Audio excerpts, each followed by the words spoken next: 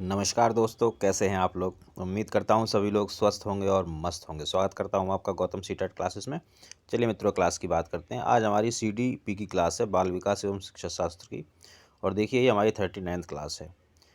अब आएंगे 30/30 CD में। बहुत से बच्चे तो इस बात का सिर्फ सपना देखते हैं कि CD में 30/30 भी आ सकते हैं क्या। तो मैं कहता हूँ हाँ जी, बिल्कुल आ सकते हैं, पॉजिटिव और नेगेटिव मेथड से। तो भाई इस पॉजिटिव और नेगेटिव मेथड को सीख लो। सीखने का तरीका बड़ा आसान है कि आप जिस सब्जेक्ट की भी मेरे चैनल पे क्लास देख रहे हैं, सारी क्लासें सीरियल वाइज देखें, नंबर 1। और उसको स्किप नहीं करना है, क्योंकि अगर आपने स्किप कर दिया तो आपको ये पता नहीं चलेगा कि पॉजिटिव क्यों पॉजिटिव है, नेगेटिव क्यों नेगेटिव है। कहने का मतलब है कि जो क्लैरिफिकेशंस मैं देता हूँ, जो चीज़ मैं समझाता हूँ, जो मैं थ्योरी बताता हूँ बीच में, वो आपको समझ में नहीं आएगी अगर आप वीडियो को स्किप करेंगे। तो वीडियो को आप एक क्लास की तरह देखें। जैसे कि आप ये मान के चलो कि लाइव क्लास चल रही है, आप उसको स्किप नहीं कर सकते, उसी तरह से पूरा वीडियो देखें। नेगेटिव पॉजिटिव जरूर समझ में आएंगे सीरियल से और बिना स्किप किए। तो मित्रों, मैं दिखाता हूँ आपको कि कैसे पॉजिटिव और नेगेटिव से आप देखते ही आंसर बता देंगे। चलिए आइए आज का पहला क्वेश्चन करते हैं। और PDF का 496 क्वेश्चन है। देखिए भाई, जिनके पास PDF है वो अपनी PDF निकाल लो, और जो चीज़ें मैं यहाँ वर्बली बताता हूँ उसको प्लीज़ आप लिखते रहा करो। जब आप ये लिख लोगे बहुत सारी चीज़ें, तो आपके नोट्स तैयार हो जाएंगे। इससे ज़्यादा नोट्स CTET में नहीं आएंगे, इन्हीं पढ़ के चले जाना, आपका काम हो जाएगा। तो चलिए आज का पहला प्रश्न स्टार्ट करते हैं। विवेचनात्मक शिक्षा शास्त्र का यह दृढ़ विश्वास है कि। तो भैया विश्वास है तो कैसा होगा, विश्वास तो पॉजिटिव ही होगा, नेगेटिव तो होगा नहीं। तो हमें क्या ढूंढना है, पॉजिटिव। आप प्रश्न को इस तरह से पढ़ें कि वो नेगेटिव पूछ रहा है या पॉजिटिव। बस जैसे ही आप ऐसे समझ लोगे कि भाई पॉजिटिव पूछ रहा है नेगेटिव, समझ लो आपको आंसर मिलने वाला है, क्योंकि आपको मेरे नेगेटिव पॉजिटिव दिखाई देने लगेंगे। अब हमें क्या ढूंढना है, पॉजिटिव वर्ड्स ढूंढने हैं। इसमें क्या लिखा हुआ है क्या नहीं लिखा, इसकी मीनिंग समझने की कोशिश मत करना, नहीं तो फंस जाओगे। पॉजिटिव वर्ड्स, चलिए। एक शिक्षक को हमेशा, हमेशा नेगेटिव वर्ड है, कक्षा के अनुदेशन का नेतृत्व करना चाहिए। शिक्षार्थियों को स्वतंत्र रूप से तर्कणा नहीं करनी चाहिए। अब देखो, तर्कणा तो पॉजिटिव वर्ड है, लेकिन उसने कह दिया नहीं, तो अब ये बेचारा नेगेटिव हो गया, पूरा पूरा का पूरा ऑप्शन। बच्चे स्कूल से बाहर क्या सीखते हैं, यह अप्रासंगिक है, जिसमें ना कुछ नेगेटिव है ना कुछ पॉजिटिव है, इसको होल्ड करेंगे। शिक्षार्थियों के अनुभव और प्रत्यक्षण महत्वपूर्ण होते हैं, अनुभव पॉजिटिव। अब देखिए, नेगेटिव, ये भी नेगेटिव, ये होल्ड पे है। और देखो, होल्ड वाले हमेशा होल्ड पे ही रहते हैं ज़्यादातर। पॉजिटिव क्या है, अनुभव। क्या पूछ रहा है, पॉजिटिव, आंसर कर दो। देखिए, पॉजिटिव और नेगेटिव इतना सटीक तरीका है कि आपको बिल्कुल करेक्ट आंसर बताएगा। और दूसरी बात कि आपको बिल्कुल डाउट भी नहीं होगा कि भाई ये आंसर होगा या नहीं होगा, आपको पक्का पता होगा कि आंसर होगा। तो इसलिए भाई पॉजिटिव और नेगेटिव सीख लो अगर CTET क्लियर करना चाहते हो 100+ के साथ। तो कक्षा में छात्रों को प्रश्न पूछने के लिए, अब देखिए, छात्रों के द्वारा प्रश्न पूछना पॉजिटिव चीज़ होती है, तो ऑप्शन में भी पॉजिटिव चीज़ ढूंढेंगे। अच्छा, ये पॉजिटिव क्यों होता है, चलो ये बता देता हूँ। देखो, छात्र प्रश्न कब पूछता है, जब वो काम कर रहा होता है, जब वो सीख रहा होता है और उसको उसके सीखने में बाधा आ जाती है, तो वो प्रश्न पूछता है। इसका मतलब बच्चा जिज्ञासु है, बच्चा सीखना चाह रहा है, वो अपने कार्य को पूरा करना चाह रहा है, इस वजह से वो प्रश्न पूछ रहा है। तो इसका मतलब ये बात सही है, वो प्रेरित है। अच्छा, छात्रों के द्वारा प्रश्न पूछना तो पॉजिटिव होता है, लेकिन अगर क्या कहते हैं, टीचर अगर प्रश्न पूछे तो नेगेटिव होता है। इसको लिख लो, PDF अगर आपके पास तो लिख लो, नहीं तो कॉपी निकाल के उसमें लिख लो। बच्चे के द्वारा प्रश्न पूछना पॉजिटिव, और छात्र के द्वारा प्रश्न पूछना, अध्यापक के द्वारा प्रश्न पूछना नेगेटिव होता है। ये ध्यान रखना, क्योंकि जैसे ही टीचर ने कहा हाँ भाई अब मैं एक प्रश्न पूछूंगा, वह बच्चों के तोते उड़ जाते हैं, सोचते हैं यार मेरे से ना पूछ लें, पता नहीं क्या पूछेंगे सर जी। तो इसलिए ये नेगेटिव है। कक्षा में छात्रों को प्रश्न पूछने के लिए क्या करना चाहिए, पॉजिटिव चीज़ करनी चाहिए, तो पॉजिटिव ढूंढेंगे। प्रेरित, प्रेरित या प्रेरणा पॉजिटिव होता है। हतोत्साहित नेगेटिव। अनुमति नहीं होनी चाहिए, क्यों नहीं होनी चाहिए जब पॉजिटिव चीज़ है, ये भी नेगेटिव। रोक देना चाहिए, ये भी नेगेटिव। आंसर ये। अब देखो, पॉजिटिव नेगेटिव से कितनी जल्दी आंसर मिलता है। क्वेश्चन देखना, समझ लेना, पॉजिटिव पूछ रहा है, negative negative negative positive, answer. आगे बढ़ जाओ, अगला प्रश्न देखेंगे। डिसलेक्सिया मुख्यतः किस चीज़ की समस्या से संबंधित है। देखिए, CTET में लर्निंग डिसेबिलिटी से रिलेटेड लगभग 2-3 प्रश्न तो आने ही आने हैं, और बच्चे बड़े कन्फ्यूज रहते हैं। तो भाई आपकी कन्फ्यूजन दूर कर देता हूँ। आप मेरे चैनल पे जाना, वहाँ आपको मिलेगी गौतम्स ट्रिक, एक प्लेलिस्ट है। इस प्लेलिस्ट में चले जाना, सीटेट की आपकी आधी थ्योरी ख़त्म हो जाएगी। इसमें चार पाँच पता नहीं 6, हाँ शायद 5 या 6 ट्रिक्स पड़ी हुई हैं। तो उन 6 ट्रिक्स को आप पढ़ लोगे तो आपकी 1/2 यानी कि आधी सीटेट की थ्योरी ख़त्म हो जाएगी। आपको सारे तो बुद्धि के सिद्धांत याद हो जाएंगे, अमेरिका का मनोवैज्ञानिक कौन कौन सा था ये याद हो जाएंगे, कौन से वैज्ञानिक ने किस पे प्रयोग किया, है ना, कौन सी थ्योरी दी, सब कुछ याद हो जाएगा। बस अगर आप वो ट्रिक पढ़ लो, बहुत बढ़िया ट्रिक है। और ये लर्निंग डिसेबिलिटी ये भी याद हो जाएंगी। चलिए अब इसकी बात कर लेते हैं। देखिए उसी ट्रिक की एक लाइन है, डॉक्टर ने ग्राफ पर लिखा लैंग अफीजिया, ये उसी की लाइन है। अब देखो डिसलेक्सिया, D4 है डिसलेक्सिया और R4 है रीडिंग, तो किसकी, पढ़ने की। लो ये मिल गया आंसर। अगर और आगे पूछा तो ग्राफ का मतलब होता है डिसग्राफिया, ये किससे, लिखना, लेखन से संबंधित।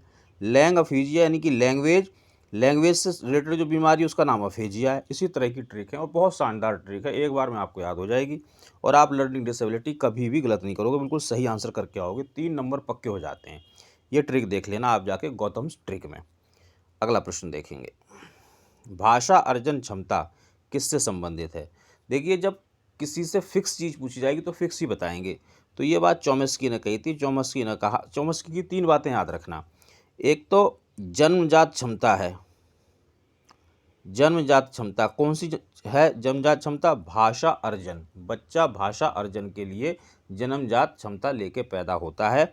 और इसको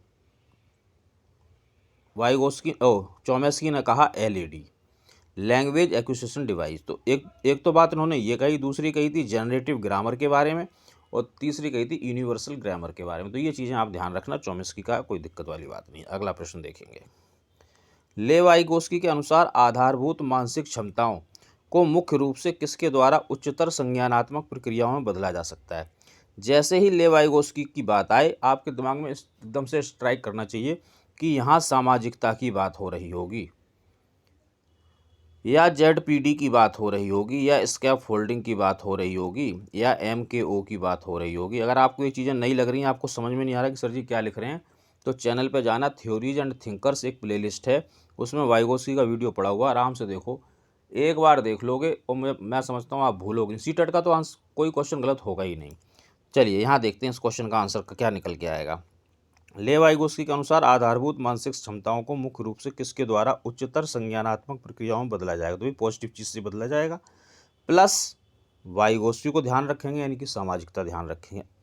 अनुकूलन व संगठन, पुरस्कार और दंड दोनों नेगेटिव है। सामाजिक पारस्परिक क्रिया पॉजिटिव, अंतः क्रिया पॉजिटिव, अंतः निर्भर पॉजिटिव। समाज एक बड़ा टर्म है इसलिए पॉजिटिव। ये उद्दीपक अनुक्रिया की बात वाइगोस्की ने की नहीं, इन्होंने समाज की बात की, तो समाज के साथ हम आंसर करेंगे। अगला प्रश्न देखेंगे, निम्नलिखित में से कौन सा विकास एवं अधिगम के बीच संबंध को सही प्रकार से सूचित करेगा। तो भाई जो पॉजिटिव होगा वही सूचित करेगा। आप नोट करते होंगे कि मैं हर सवाल को पॉजिटिव नेगेटिव से करवाता हूँ, क्योंकि पॉजिटिव और नेगेटिव एक परफेक्ट मेथड है, बस आप इसको समझ लो। तो पॉजिटिव चीज़ ढूंढनी है हमें और कुछ समझना नहीं है, समझने के चक्कर में फंस गए तो मामला बिगड़ जाएगा। विकास एवं अधिगम अंतः संबंधित पॉजिटिव, अंतः निर्भर पॉजिटिव ही बताया था। विकास एवं अधिगम संबंधित नहीं है भाई, इसमें ना कुछ नेगेटिव ना कुछ पॉजिटिव, होल्ड पर रखो। अधिगम विकास का ध्यान किए बिना घटित होता है, इसे भी होल्ड पर रखो क्योंकि इसमें पॉजिटिव नेगेटिव कोई वर्ड है ही नहीं। अधिगम की दर विकास की दर से काफ़ी अधिक होती है, इसमें भी कोई पॉजिटिव और नेगेटिव नहीं है।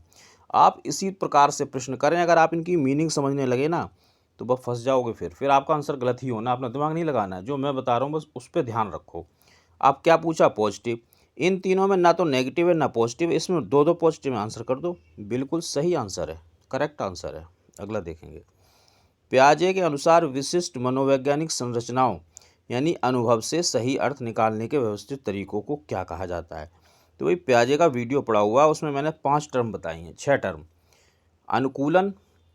अनुकूलन, समायोजन, आत्मसातीकरण, स्कीम्स और साम्य धारण। वीडियो को जाके देख लो, इतनी सरल भाषा में समझाया है कि एक बार आप अगर देख लोगे तो ज़िंदगी भर आपको याद रहेगा। फिलहाल इसका आंसर है स्कीमा। ये देखो परिभाषा थी, आप परिभाषा को नहीं बदल सकते हैं, जैसी है वैसे ही आपको उसका आंसर देना पड़ेगा। अगला प्रश्न देखेंगे। एक उचित प्रश्न या सुझाव के द्वारा बच्चे की समझ को उस बिंदु से बहुत आगे ले जाया जा सकता है जिस पर वह अकेले पहुंच सकता है। निम्नलिखित में से कौन सी संरचना उपरोक्त कथन को प्रकाशित करती है? तो भाई इसको बोलते हैं समीपस्थ विकास का क्षेत्र, जो कि वाइगोस्की ने बताया था। इसको थोड़ा समझ लेते हैं। देखिए, जैसे मान लो आप किसी ने सीटेट का पेपर दिया और उसके नंबर आए 50, लेकिन उसको 90 नंबर चाहिए क्वालिफाई करने के लिए। 90 क्यों चाहिए? क्योंकि आपने डाइट, बीएड, बीटीसी कुछ कर रखा है, तो ऐसा माना जाता है कि आप यहाँ तक तो कम से कम पहुँचो। लेकिन वर्तमान स्तर आपका 50 नंबर का ही है। तो ये क्या, देखो, एक उचित प्रश्न या सुझाव के द्वारा बच्चे की समझ को उस बिंदु से बहुत आगे ले जाया जा सकता है, यानी कि इस बिंदु से बहुत आगे, 90 से भी आगे ले जाया जा सकता है। तो वो कह रहा है कि इस गैप को क्या कहते हैं? तो ये जो गैप है ये है आपका ZPD। और यहाँ से यहाँ तक कैसे पहुँचोगे आप? अब देखिए, जैसे कि मैं आपको हेल्प कर रहा हूँ, कोचिंग दे रहा हूँ या पढ़ा रहा हूँ, तो ये जो हेल्प होगी इसको स्कैफोल्डिंग कहते हैं। और एक वर्ड इसमें और आएगा MKO। अब ये MKO कौन है? More knowledgeable other. ये कौन है? जो आपको हेल्प कर रहा है, जैसे कि मैं, तो मैं MKO हूँ। बस यही 2-3 चीज़ें हैं वाइगोस्की में। बाकी आप वाइगोस्की का वीडियो देख सकते हैं मेरे चैनल पे। फिलहाल आंसर यहाँ पे सेकंड है। अगला देखेंगे।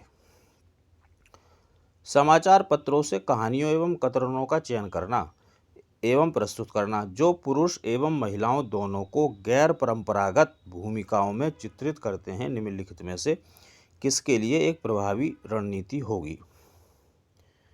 पहली बात समझ लो, एक शब्द मिलेगा आपको जेंडर रूढ़िबद्धता या लैंगिक विभेद। वैसे तो ये नेगेटिव है, ये नहीं होना चाहिए, लेकिन आप इसको अपने लिए पॉजिटिव मान के चलो, क्योंकि ये जब ऑप्शन में आता है तो आंसर बन के आता है। तो आंसर तो मैंने आपको फर्स्ट बता दिया। अब आप इसको समझ और लो प्रश्न को। देखो क्या कह रहा है कि जो समाचार पत्र हैं, कहानियां हैं, जो कतरने हैं, इनमें क्या है कि पुरुष एवं महिलाओं को गैर परंपरागत भूमिकाओं में रखा गया। अब देखो परंपरागत भूमिका क्या थी, ये देखो। पहले तो परंपरागत ये थी कि जब आप किताब कोई देखते हैं और उस किताब में अगर डॉक्टर का चित्र है तो उसमें आपको मेल ही मिलेगा, डॉक्टर। और अगर नर्स है तो फीमेल मिलेगी। अगर फौजी है तो मेल मिलेगा, और कोई टीचर है तो फीमेल मिलेगी। तो ये क्या था कि ये एक जेंडर को विशिष्ट व्यवसाय के साथ या ड्रेस के साथ, मान लो अगर पैंट शर्ट पहन रखा है तो मेल नहीं पहन रखा है, सलवार कमीज पहन रखी है तो फीमेल नहीं पहन रखी, तो ये फिक्स कर दी थी। तो ये परंपरागत था। अब क्या कर दिया? अब गैर परंपरागत कर दिया, यानी कि अब उसमें ये दिखाया गया कि कल्पना चावला भी अंतरिक्ष जा सकती है, जबकि एक साहसिक कार्य है। पहले ये माना जाता था कि जो पुरुष है सिर्फ वही साहसिक कार्य कर सकते हैं। तो अब ये चीज़ें बदल रही हैं, चित्र भी बदल बदल के आ रहे हैं। तो ऐसा क्यों कर रहे हैं? वो गैर परंपरागत भूमिकाओं में क्यों रख रहे हैं? इसलिए रख रहे हैं कि जो लैंगिक या जेंडर रूढ़िबद्धता है इसका हमें सामना करना है, इससे हमें निपटना है। तो आंसर इसका यही है। प्रॉपर थ्योरी थी, आपको मैंने समझा दी है। आगे ही पढ़ लेते हैं, चलो। बी, जेंडर पक्षपात को बढ़ाने के लिए, तो भैया हमें बढ़ाना नहीं है, तो नेगेटिव चीज़ है कि उसे क्यों बढ़ाएंगे। लैंगिक जेंडर स्थिरता को बढ़ाने के लिए, तो ये नेगेटिव चीज़ बढ़ानी नहीं है, कम करनी है, ख़त्म करनी है बिल्कुल। रूढ़िबद्ध लैंगिक भूमिकाओं को प्रोत्साहन तो बिल्कुल करना ही नहीं है, नेगेटिव चीज़ है तो प्रोत्साहन क्यों करेंगे? तो ये तीनों नेगेटिव हो गए। और आंसर सीधा सीधा आपका लैंगिक या जो जेंडर रूढ़िबद्धता होती है इसका सामना करने के लिए, यानी इसको ख़त्म करने के लिए अब हमने क्या किया है कि जो पहले सिर्फ पुरुषों के काम माने जाते थे अब वो औरतें भी कर रही हैं, या जो लड़कियां भी कर रही हैं, या जो लड़कियों के काम माने जाते। आजकल देखो खाना बनाने का काम शेफ़ करते हैं, बहुत अच्छा व्यवसाय है। हाउस कीपिंग का काम, अब घर को संभालना, सारी चीज़ तो औरतों का काम था पहले, ऐसे कहा जाता था, लेकिन अब बॉयज़ भी करते हैं। तो ये क्यों हो रहा है? इसको हमें लैंगिक जो रूढ़िबद्धता है इसको ख़त्म करना है, इसका सामना करना है। अगला प्रश्न देखेंगे 505। निम्नलिखित वर्णन को पढ़िए तथा कोहलबर्ग के नैतिक तर्क की अवस्था को पहचानिए। अंतःकरण के स्वचलित नैतिक सिद्धांतों के द्वारा सही कार्य परिभाषित किया जाता है, जो कानून एवं सामाजिक समझौते पर ध्यान दिए बिना संपूर्ण मानवता के लिए वैध होता है। तो अगर ये वाली कंडीशन है तो ये कोहलबर्ग के नैतिक विकास की कौन सी कंडीशन है? आप अगर इसको समझना चाहते हैं तो चैनल पर कोहलबर्ग का वीडियो पड़ा हुआ, एक बार देख लो। इतनी सरल भाषा में समझाया और साथ के साथ मैंने इसमें ट्रिक भी दी है तो आप ट्रिक भी देख लेना, कोहलबर्ग का बच्चा, बड़ी अच्छी ट्रिक है, लोग उसे बहुत पसंद कर रहे हैं, बहुत अच्छा कमेंट भी आ रहा है उस पर और बहुत लोग देख भी रहे हैं, व्यूज भी आ रहे हैं। तो आप भी उसको देख सकते हैं, आपको ये सब कुछ याद हो जाएगा। आप इस क्वेश्चन को समझ लेते हैं। इसमें इसने कहा है कि अपना ध्यान ना रखते हुए पूरी मानवता की बात की जाए तो ये पियाजे की छठी अवस्था है, तीसरे स्तर की दूसरी अवस्था, यानी कि छठी अवस्था है ये, जिसका नाम है सार्वभौमिक नैतिक सिद्धांत अभिविन्यास।